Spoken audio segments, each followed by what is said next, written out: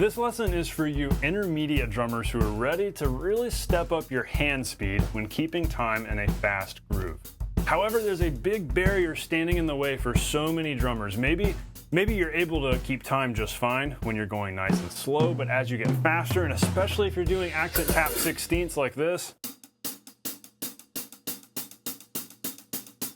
suddenly things get sloppy, stiff, clumsy, in pain, you're getting tired. All these not good things start happening. This leaves you exhausted in the middle of a song and just frustrated with your skills not being good enough and not being up to par. So let's fix this. Follow these 3 steps today, and we're gonna get your hi-hat 16ths, one-handed 16ths, up to speed and sounding like Jeff Porcaro's and Toto's Africa. You can do this.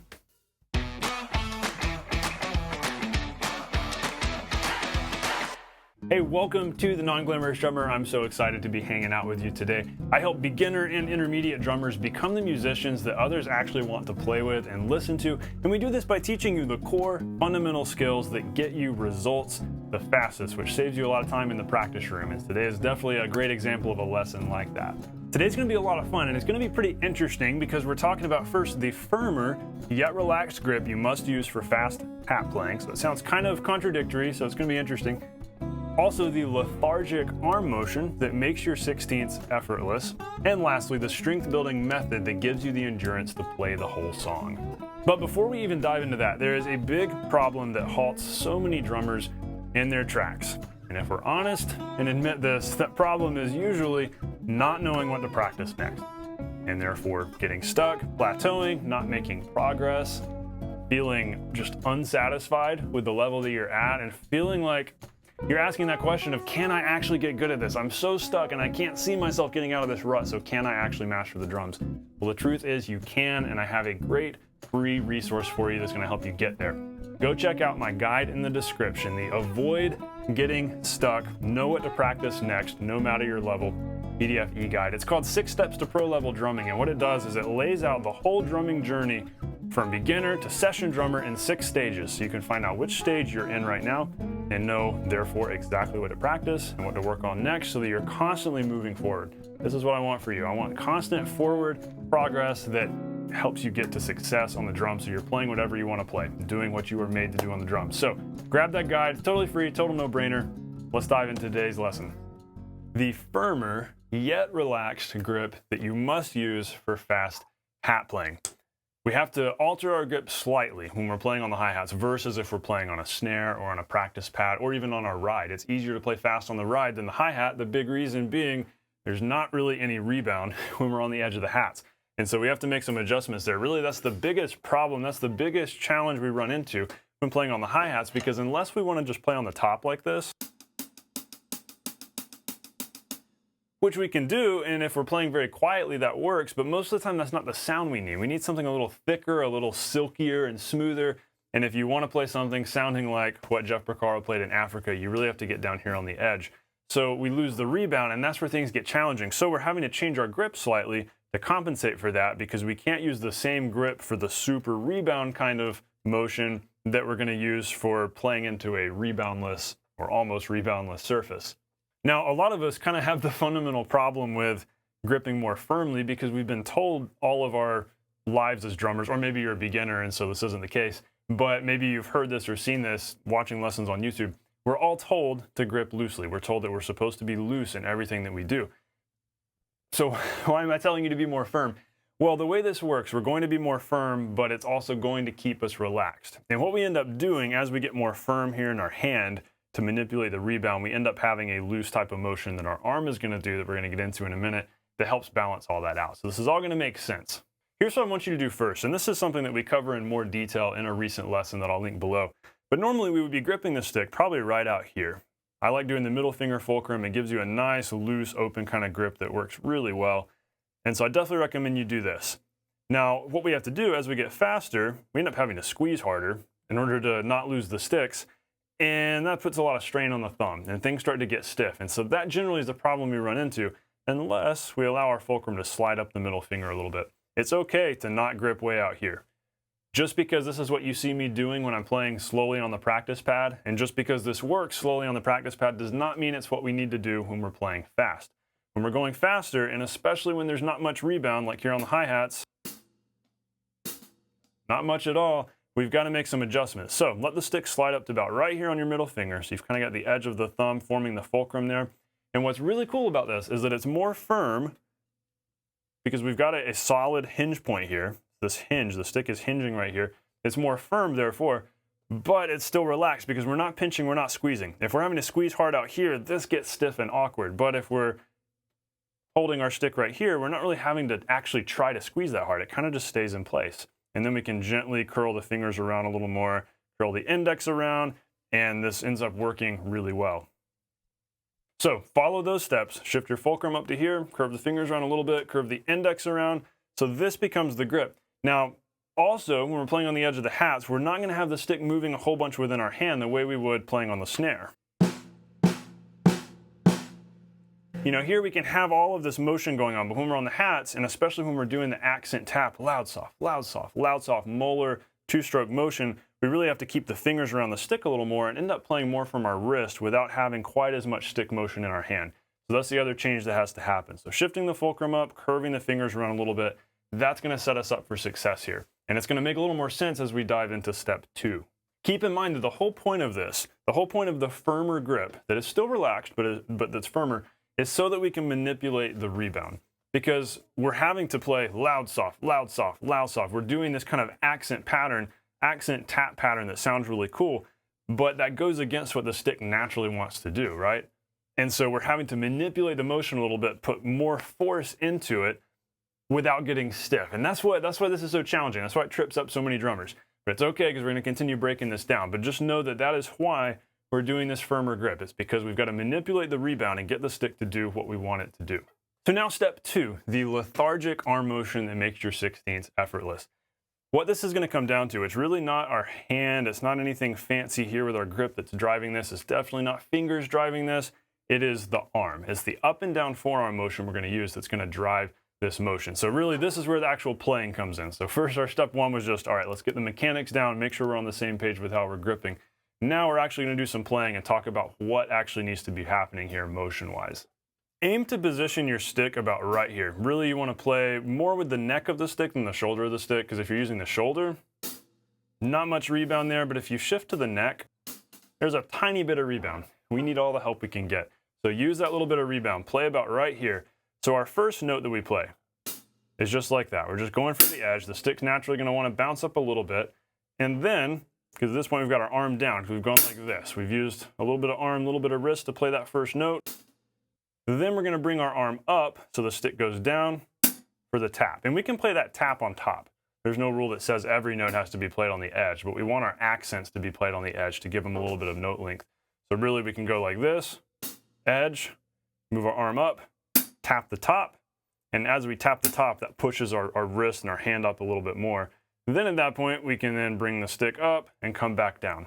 So in slow motion, it's really however many points you want to think of this motion. It's kind of like a down, tap as we're going up, bring the stick up, and then go back down.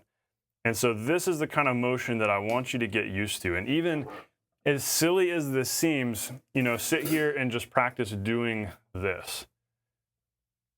Like getting used to, okay, how does this feel? The down, where the stick is angled like this, the up, and then bringing the stick up and going back down. Super exaggerated right now because we're not actually playing. You're kind of just air playing. This has been a theme lately for some reason. I've been telling you to air play. Air playing can be really helpful when you're trying to learn a motion and get comfortable with a certain kind of motion that you're doing that's going to help you get a better sound and get more smoothness and better time. Because anytime, I say this over and over again, you've heard me say this if you watch any of my lessons, but when you can establish a motion, that's going to help you play with better time without having to think so hard. And that's the key here. This really helps you play this with better time because you have this motion. And once you get the motion going, once you learn this whole motion, you don't really have to think about it. And it just becomes very autopilot and it just goes and it just happens. And that's what's great about this. So do a little bit of air playing and then actually start hitting the hi-hats. Remember that we're aiming for probably, depending on what sticks you have. So these are 5As. And if you have 5As, 7As, 5Bs, any of the pretty standard sticks, the taper is going to end about right here. So we're at the stick's full width about right here. So we could say this is the shoulder of the stick, and we could say midway up the neck is like right here.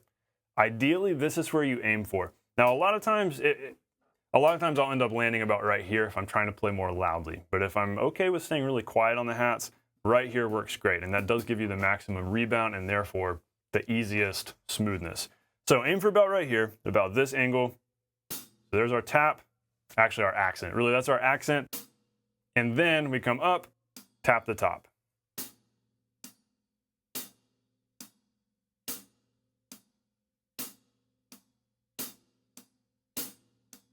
Now, one advantage, you could think of this as an advantage, to not having a lot of rebound here is our stick is already right here close to the cymbal, ready to play the tap. If we were doing this on a really bouncy surface,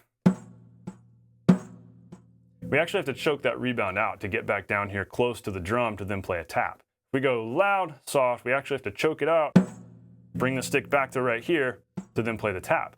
But we don't really have to worry about that on the hi-hats because it's already sucking the stick in. So in a way, it makes this a little bit easier.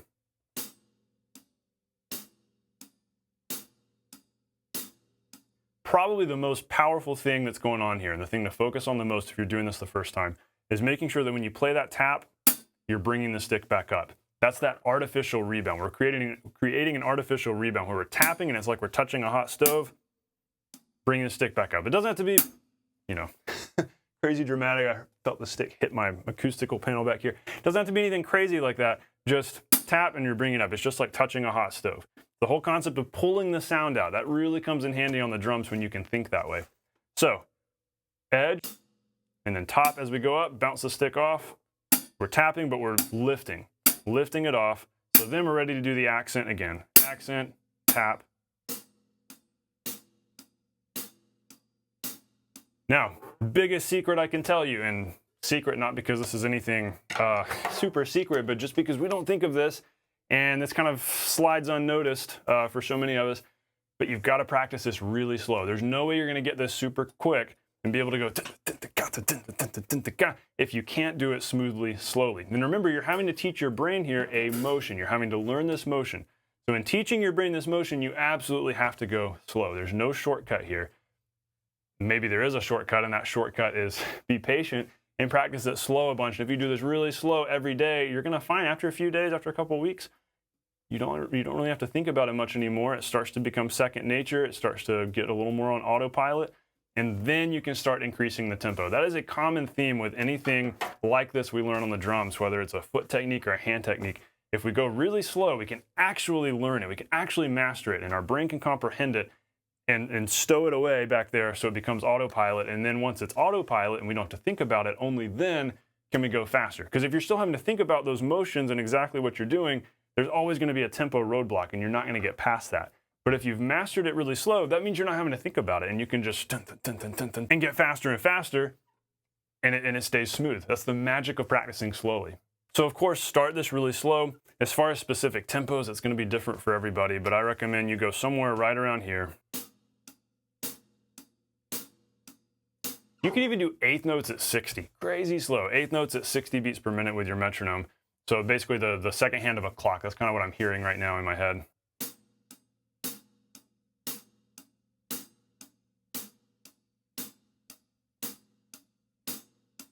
And then just gradually start increasing the tempo.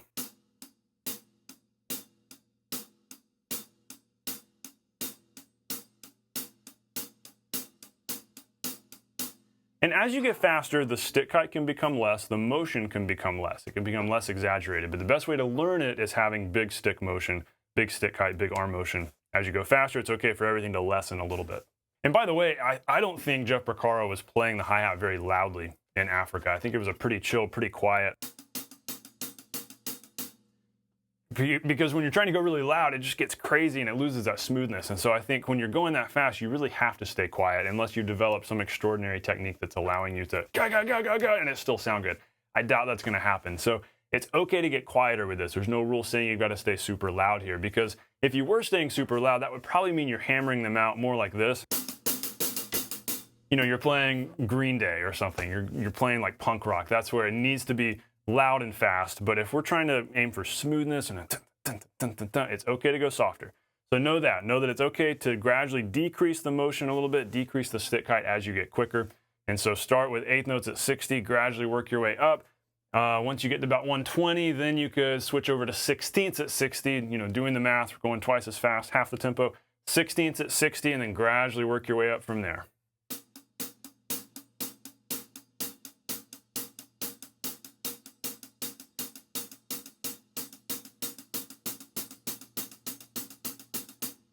All the while, don't forget about that stick positioning. Make sure that you're not sliding up to here. Make sure you're not getting too steep. Lower your hi-hats if you need to. You can see where mine are at. They're about this high in relation to my snare, probably about 6 inches above, not very high. If you're a rock drummer and you need to go lower because you're used to having the hi-hats way up high, do that. That's gonna help you out so you're not having to play up here. But make sure you're keeping that positioning right here, and then you're allowing yourself to get a little quieter as you go faster, and then be patient with this. Now, we're not done without getting into step 3, the strength building method that gives you the endurance to play the whole song. Because I'm gonna be honest with you, you can do everything that I've taught you here and you're just working on this motion. Let's say you get the motion down and it's feeling autopilot and everything is great after a couple weeks. That might happen, but odds are you're not gonna be able to just go at it and play fast and play for a long time. I know I couldn't. When I was first learning this kind of stuff when I was in high school, I remember some specific songs that I was trying to play. And I remember realizing, like, I can play a few bars of this, but then that's it. And it starts getting stiffer and clumsier. And it wasn't that my technique was wrong, though it definitely could have improved, and it did over time. The issue was just that I hadn't built up the strength. And you have to have the strength there driving it. Otherwise, it's like if you've got a great sports car here, and the sports car can go 0 to 60 in a few seconds, but if there's not enough gas in it, then it's not going to get you anywhere, and it's not going to do what it's built to do. And so you've got to build up that strength to be the driving force, the forearm strength, the wrist strength to be the driving force, so that you can keep that good technique, keep that motion going, and not run out of gas there. Now that's going to take some time. If you're an intermediate drummer and you've been playing a bunch and maybe you're playing gigs and you're doing a lot of timekeeping, you've already got a good bit of strength going on there. If you're more beginner and maybe you're not playing a lot of songs yet, you're not playing with a band, you're not logging a lot of hours playing, then odds are there's some strength and agility that has to be built there. So let's dig into some specific things to help with this. So you can practice, well, first way is literally just do this a bunch. Just play on your hats all the time. Do this and practice playing slow grooves like this. Find songs that have hi-hat 16ths like this so that it's fun to practice, and literally just do this. That's the simplest way to practice this. But also you can practice on a soft surface. So you could take a towel or a couple of mouse pads, like something foamy or rubbery, put that onto a practice pad or onto your snare and have a softer surface that you can play on that'll suck up some of the rebound and basically feel kind of like the edge of your hi-hats. Now, the pushback with this is, wait, Steven, doesn't this mess up the whole, use the laws of physics, use rebound, use looseness, that whole philosophy, because we want to be practicing loose grip. We want to be practicing rebound. We want to do those things on our practice pads. So how does this fit in? Well, what we're going to do here, our goal is not to practice the loose grip kind of thing. Remember, we detoured, we went left at the fork there when maybe loose grip was going right. We want to work on that too, but we've also got to go this direction to do the hi-hat thing. So what we're doing in building this strength is we're maintaining that same firmer grip with our fulcrum up here, fingers curled around, index curled around, and we're just playing loudly and steadily and consistently on a soft surface so that we're really working out our forearm.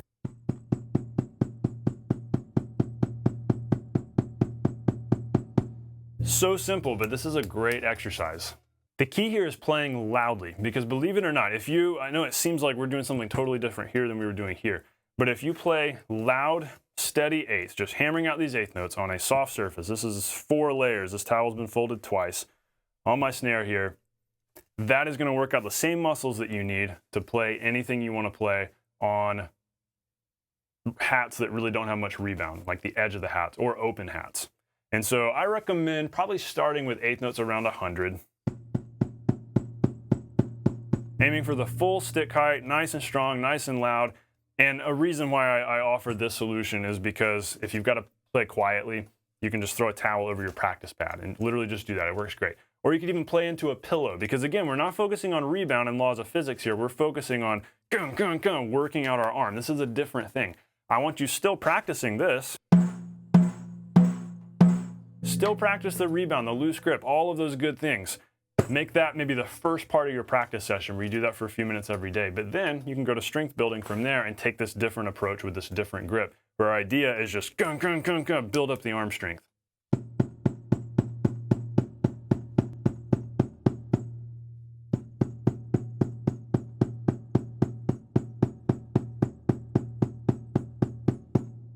Do this with each hand. Start with 8th notes in 100, nice and loud, go for a minute. See if you can go a minute without stopping. If you can't, just go a little bit slower. Aim for that minute mark and gradually go faster, 110, 120, and so on. This is gonna help you so much with building timekeeping endurance for playing loud songs or fast songs. This helped me out so much when I remember starting a new gig a few years ago where there were a lot of fast songs, a lot of songs with quick timekeeping, and I realized, you know, I'm kind of getting tired. I'm not entirely comfortable here, so I need to build some strength. This was what I practiced. And after a few days of doing this, few weeks of doing this, I was feeling much better and felt like I could just float along with quick timekeeping all day. Maybe not all day, but at least all song for 3 or 4 or 5 minutes. And so that was extremely helpful. So something as non-glamorous as hammering out 8 notes on a towel or on a pillow, that's going to help build up that strength, and that's going to help you out a lot with this. I think this really is the key to not getting tired in the middle of a song, because remember the pieces, the components that have gone into this, where first we've adjusted our grip. That way we're not dealing with thumb cramping, we're not dealing with hand fatigue. We've adjusted our grip, so we have this firmer yet relaxed grip. So that's key, that's a big component. Then we're just working on playing loud and fast with very little rebound, so our arms having to work hard, and that is how we build up the strength. Then combine that, when we're talking specifically the hi-hat 16ths from Africa, combine that with that up and down motion. And then at this point, you have everything you need in order to master this long term. But keywords, long term. This is where you have to be patient. Be working at these things every day. Be faithful with this, be diligent with this, and know that even if you're just improving that 1% every day that you practice, maybe you're improving 3 or 4 or 5%. It might not seem like much, but that's awesome, because if you keep up these small percent increments of improvement every day, you're building a little bit of strength every day, you're getting more comfortable with this motion every day, then it's going to be really cool what starts happening after a few weeks, because it's just like compounding interest. And you might feel like you're growing very slowly, but then it starts to exponentially take off, and you realize, you know what? I can play Africa. It might take a few months. It might take a year of really working on this and really getting strong with this, but eventually you will be able to do it. And before that, by the way, there are tons of great songs that are not as fast as Africa that you can practice to. Find songs to practice to that have hi-hat 16ths like this, so you can have fun practicing it and really build up the strength. So on that note, as we close, I want you to tell me in the comments, what is your favorite hi-hat 16th song? I guess it's safe to say Africa is mine. It's such a cool groove, and I'm a big fan of Jeff Porcaro. It's so sad that he is not still alive today, because who knows how many great records he would have played on and what all he would have done by now, because he died so young. Such a great drummer. Definitely check him out if you're unfamiliar with Jeff Porcaro and Toto. But Africa is such a cool one. Tell me in the comments, what is your favorite hi-hat 16th song? And if you can find some that are slower than 93, that are more like 85, 80, 75, 70, 65 beats a minute, that is a great place to start in your practicing. And really, that's your next step with this. Your next step is to begin applying this to grooves. Now, that's beyond this lesson, and actually, I have a specific lesson here on the channel about this, about coordinating your right foot with hi-hat 16th. So check that out in the description. That's a great place to go next. You can go that direction or dig into more of this grip that we're talking about today. You can definitely go deeper with this. But begin incorporating this into grooves and coordinating the molar accent tap with your right foot and with your left hand, so you can get these grooves happening. And remember, always the name of the game, go really slow. Go really slow with this. So starting off, you know, if you're working up towards Africa, just start with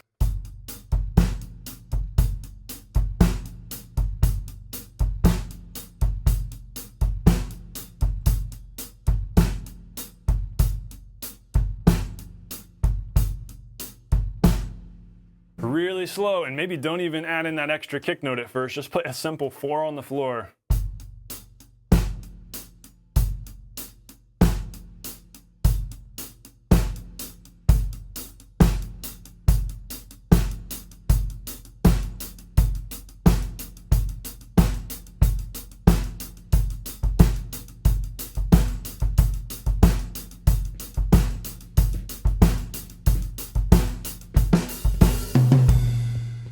Patiently working your way up to 92, 93 beats a minute. All right, so leave a comment below letting me know what your favorite Hi-Hat 16th song is. I think we'll all be interested to learn about new Hi-Hat 16th songs. I love those kinds of grooves, and so it'll be cool to hear what everybody has to say there. So leave a comment. And before you go, be sure to grab that free e-guide I told you about earlier, the Avoid Getting Stuck, Know What to Practice Next, 6 Steps to Pro Level Drumming e-guide. It's gonna help you out so much because you can pinpoint exactly which drumming stage you're in, anywhere between beginner and session drummer, and therefore figure out, okay, I am a gigging drummer according to this, or I am an improvising drummer, I'm in one of these stages. Therefore, I now know exactly that I need to practice these things, I need to focus on this, and I need to do this to level up. Plus, there's all sorts of links to additional resources so you can dive into the exact lessons you need. This guide is going to help you stay focused and continue moving forward with your drumming. So be sure to grab it. It's a no-brainer. As always, thanks so much for watching. Thanks so much for hanging out today. This was a really fun lesson. I love simple, focused, basic things like this. Basic not necessarily meaning quick and easy, but very simple where, okay, you know exactly what to practice with this. And so take action, take this to your practice room. Let me know how this helps. I hope you're playing some really cool accent tap Moeller 16th grooves, and I hope you're eventually able to play that verse groove in Africa. All right, hope you all have a great rest of your day, great week. I will see you on the next lesson. Know that, as always, you can do this. You are capable of mastering this. Stay non-glamorous.